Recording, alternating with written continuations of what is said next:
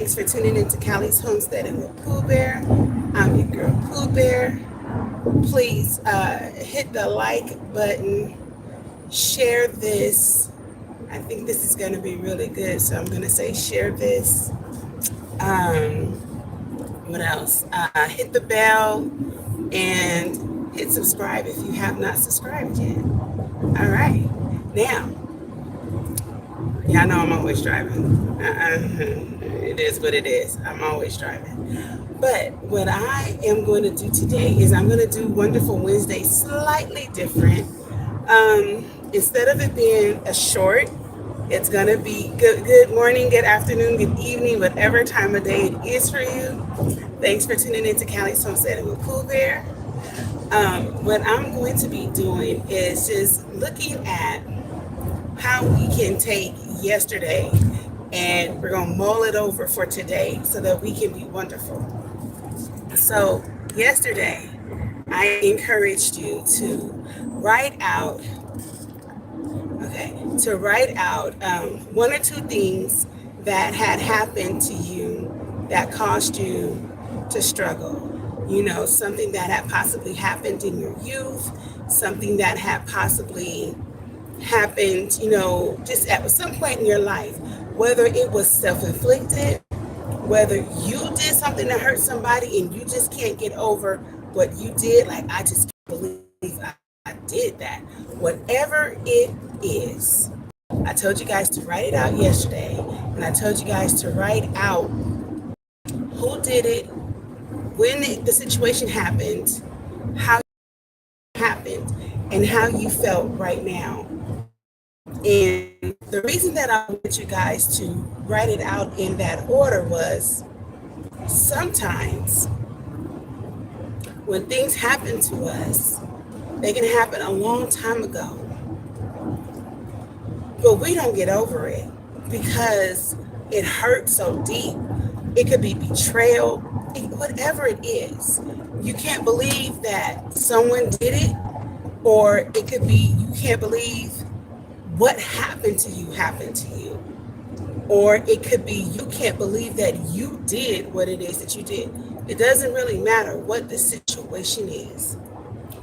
What matters is if it happened 10 years ago, 20 years ago, 2 days ago, are you stuck in that same spot mentally? That has happened to me. And I'm here to say that those things can cause depression. They can cause anxiety and panic attacks. Because if it goes undealt with, it will manifest itself in another way. You might develop an eating order. You might develop acne. It could be so many different things that happens to you because whatever the trauma is that you have not dealt with, it does not just magically go away. This is how you can figure out if you're not over something. If you hear a song, or if you're watching a TV show or something and it does not sit well with you, it brings those emotions in or something, then you're not over the situation. I'll share a bit of myself just so that I can get you to understand where I'm coming from. So I've told you guys that my father was never a part of my life. He didn't want to be. He didn't claim me. I got to know his side of the family, but I just found out last year through Ancestry.com that he truly is my biological father. He did not claim me. So a lot of time in my life I spent trying to get him to love me, to want me, but he didn't have it in him. He just didn't want me. And so I had tried to, deal with that. But I was watching a rerun of The Fresh Prince. And it was the one when Will's dad had come to visit. and his father was supposed to be there. And then all of a sudden, remember Will Smith's father, he leaves. And when he leaves, hi, hey GT, hey GT, hey bro. Remember when the father said, he told Uncle Phil, I'm gonna leave. And he's like, you know what? And then when Will went through how come my daddy don't love me? What did I do? Why won't he love me? I broke down. Like it was me on stage. Hey, I'm just going over my wonderful Wednesday. I decided not to do a short today because I feel like this right here needs more than 60 seconds. So yesterday, that can bring trauma, absolutely. Just for those who are just coming in, I'm just trying to do the recap. Yesterday, I said in my short, I said to write out 1 or 2 things that have happened to you in your past, whether someone did something to you or whether you did something to somebody that you have not been freed of, that hurts you. And so right now, I'm trying to just give an example of what it is because we got to get. So I was sharing that I saw Will Smith in Prince of Bel-Air, and then his father left. And I went through that. Well, my father never really, he didn't want to be a part of my life. He just didn't. And it took me, I'm 46 years to understand that it wasn't me. It was the idea of having a daughter with my mom who was not his girl. That's why you don't go around just sleeping with any old body, because it's not about the bump and grind. It's about the baby treated like crap because that wasn't what you wanted. You didn't want a child, but you didn't do anything to prevent a child, and now there's a child. And because that child is not a part of your equation, you treat the child like crap. But that child has emotions, and that child wants to be loved by her parents. And when a parent does not value their child, especially, and I'm not taking away anything from a father and a son or a mother and her son, but when a daughter does not get loved and adored and validated by her dad, it puts her in a position to have a very slippery slope, because we are designed to want to be validated and adored by our dad. He's supposed to be the first man that loves God. And when that doesn't happen, the hole is open. It's supposed to be filled by our Father.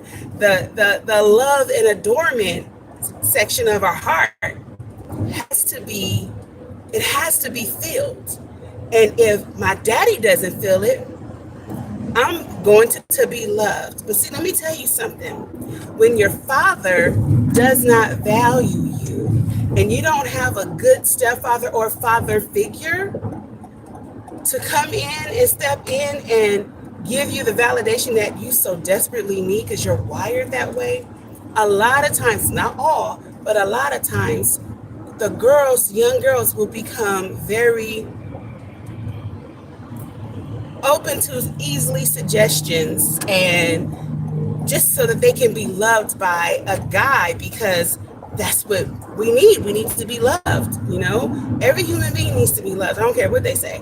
You need to be loved by somebody, and so we go looking for it, and that puts us in these very vulnerable stages, and it allows us to be taken advantage of. And I can remember as a young girl, my father already didn't want me.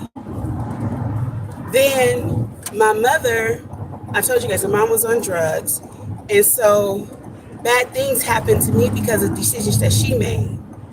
So I was taken advantage of. I was orphaned by my daddy. A lot of bad things happened to me when I was younger.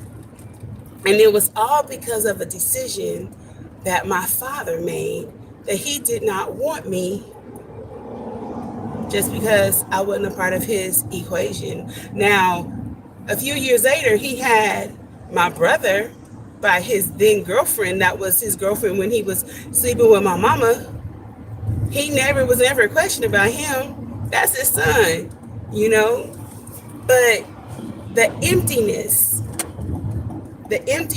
looking for it to be fulfilled. And because I wanted to be loved, it was like I wasn't promiscuous or anything like that. Okay.